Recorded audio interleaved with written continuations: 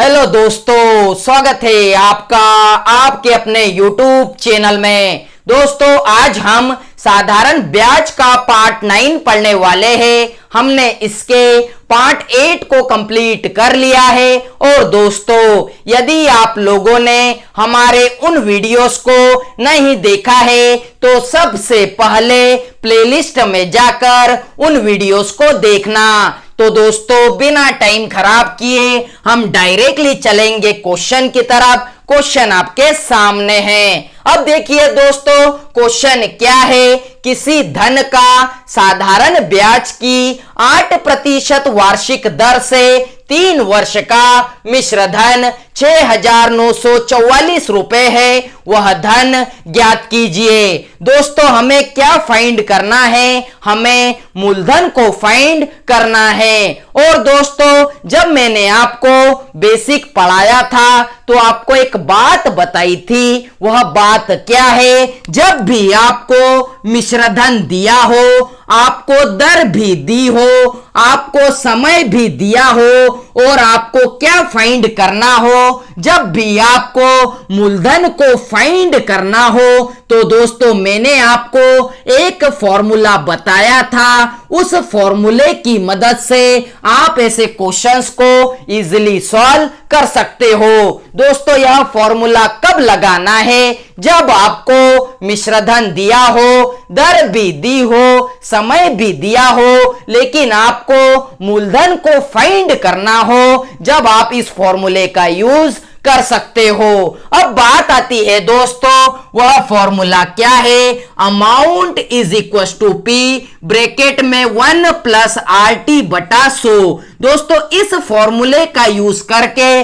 आप ऐसे क्वेश्चंस को चुटकियों में सॉल्व कर सकते हो। अब देखिए दोस्तों, अमाउंट या मिश्रधन आपके पास कितना है? 6,944 है। हमें प्रिंसिपल को फाइंड करना है। ब्रैकेट में क्या है? 1 प्लस RT बटा 100। तो दोस्तों, रेट और टाइम एक दूसरे के मल्टीपल है। रेट आपके पास कितनी है? 8% है। टाइम आपके पास कितना है? 3 वर्ष का है। तो डायरेक्टली गुना कराकर लिख दीजिए। 8 तिया कितना होगा? तो 8 तिया 24 होता है। बटे में कितना है? 100 है। अब देखिए दोस्तों, यहां पर क्या है? 6,944 बराबर में पी। तो दोस्तों, हम इसे ऐसा भी लिख सकते हैं, 100 एकम 100 प्लस में 24, तो 124 बटा 100 भी हम इसे लिख सकते हैं। अब देखिए दोस्तों, आमने सामने है तो कट जाता है।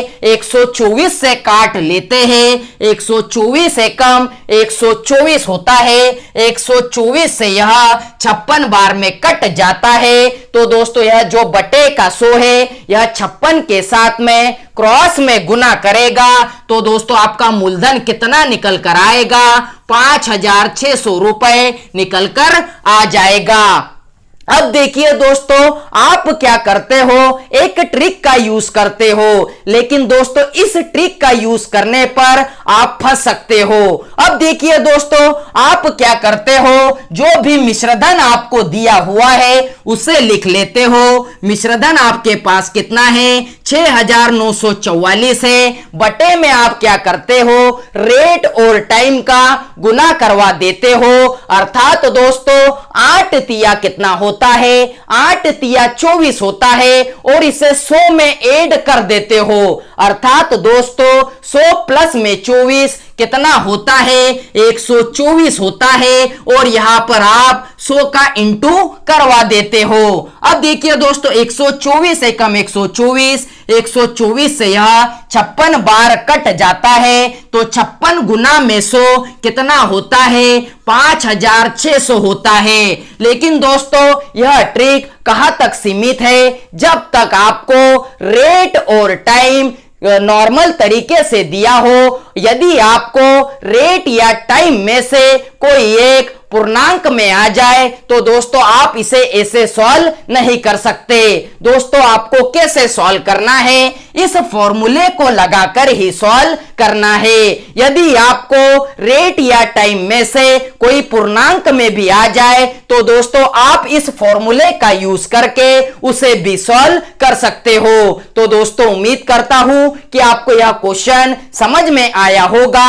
अब हम चलते हैं हमारे अगले क्वेश्चन की तरफ। तो देखिए दोस्तों हमारा अगला क्वेश्चन, देखिए दोस्तों हमारा अगला क्वेश्चन, कोई धन 3% वार्षिक ब्याज की दर से 10 वर्ष में 650 रुपए हो जाता है, वह धन ज्ञात कीजिए। दोस्तों हमें क्या फाइंड करना है, हमें मूलधन को फाइंड करना है। और दोस्तों 650 रुपए हो जाता है, इसका मतलब क्या है, 650 रुपए आपको मिश्रधन दिया हुआ है। दोस्तों आपके पास में मिश्रधन भी है, समय भी है, दर भी है, लेकिन दोस्तों आपको क्या फाइंड करना है, आपको मूलधन को फाइंड करना है। तो दोस्तों आप उस फॉर्मूले का यूज करके ऐसे क्वेश्चंस को इजीली सॉल्व कर सकते हो। अब बात आती है दोस्तों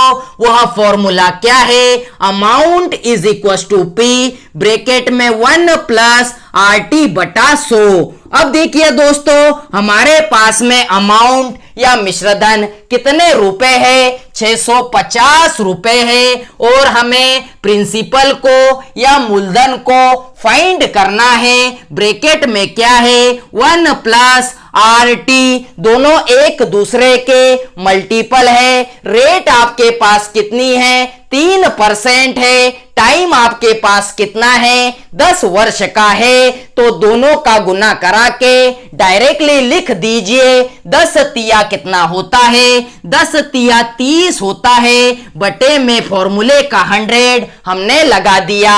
अब देखिए दोस्तों 0 से 0 कट कर लिया तो 650 बराबर P।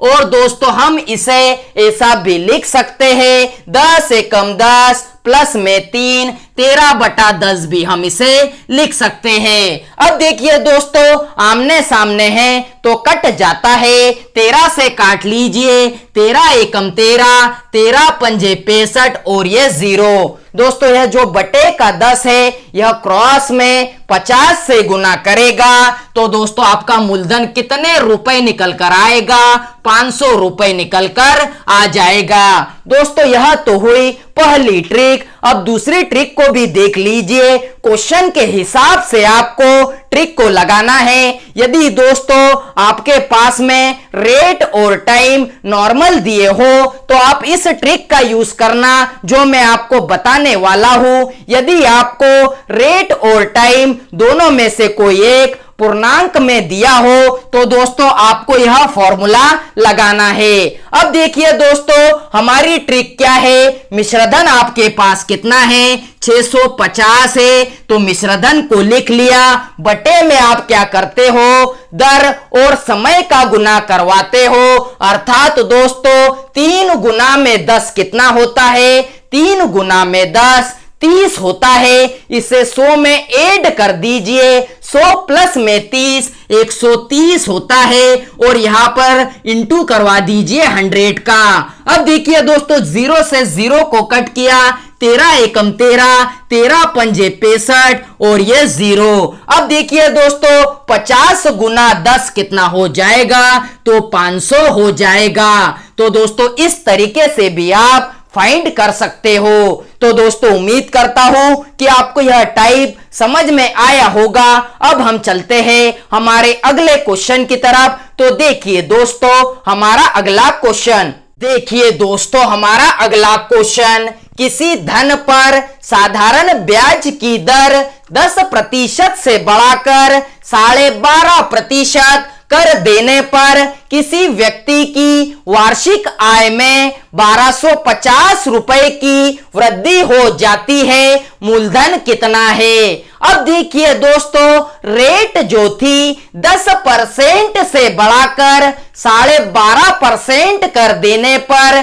क्या होता है, किसी व्यक्ति की वार्षिक आय में 1250 रुपए की वृद्धि हो जाती है। तो दोस्तों इसे कहा जाता है चेंज इन परसेंट बराबर चेंज इन अमाउंट। अर्थात दोस्तों जितना चेंज परसेंट में आएगा उतना ही चेंज अमाउंट में आएगा। अर्थात दोस्तों यह क्या है, एक दूसरे के बराबर है। अब देखिए दोस्तों, पहले दर कितनी थी, 10% थी, बढ़ाकर कितनी कर दी, 12.5% कर दी। तो दोस्तों 10% से 12.5% होने में दर कितनी बढ़ी, तो 2.5% बढ़ी। यह किसके बराबर है, 1250 के बराबर है। अब देखिए दोस्तों, यहां से 1% की वैल्यू को फाइंड करते हैं,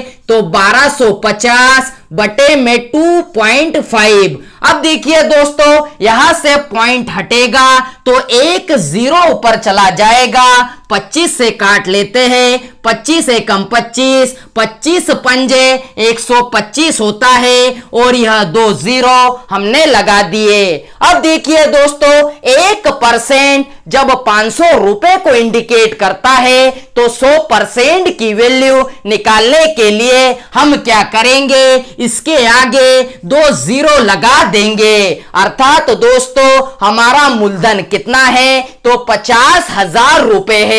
तो दोस्तों उम्मीद करता हूं कि आपको यह क्वेश्चन भी समझ में आया होगा। अब हम चलते हैं हमारे अगले क्वेश्चन की तरफ। तो देखिए दोस्तों, हमारा अगला क्वेश्चन, देखिए दोस्तों हमारा अगला क्वेश्चन, साधारण ब्याज की वार्षिक दर 11.5% से 10% हो जाने के कारण एक व्यक्ति को एक वर्ष में 55.50 रुपए की हानि होती है, मूलधन कितना है। अब देखिए दोस्तों, जो रेट थी वह 11.5% से 10% हो गई, तो उसके कारण क्या हुआ, एक व्यक्ति को 55.50 रुपए की हानि हो गई। अर्थात दोस्तों इसे ही कहा जाता है चेंज इन परसेंट बराबर चेंज इन अमाउंट। अर्थात दोस्तों जितना चेंज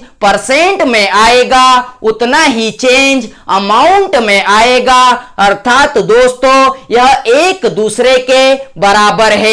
अब देखिए दोस्तों, पहले रेट कितनी थी, तो 11.5% थी, घटकर कितनी हो गई, 10% हो गई। तो दोस्तों 11.5% से रेट जो थी 10% हो गई। कितने प्रतिशत का नुकसान हुआ, तो 1.5% का नुकसान हुआ। या तो फिर आप ऐसा भी कह सकते हो 55.50 रुपए की हानि हो गई। अर्थात दोस्तों 1.5% की वैल्यू किसके बराबर है, तो 55.50 रुपए के बराबर है। तो दोस्तों हम क्या करेंगे, 1% की वैल्यू को फाइंड करेंगे, तो 55.50 बटे में 1.5। अब देखिए दोस्तों यहां से पॉइंट हटेगा तो एक 0 ऊपर जाएगा, यहां से पॉइंट हटेगा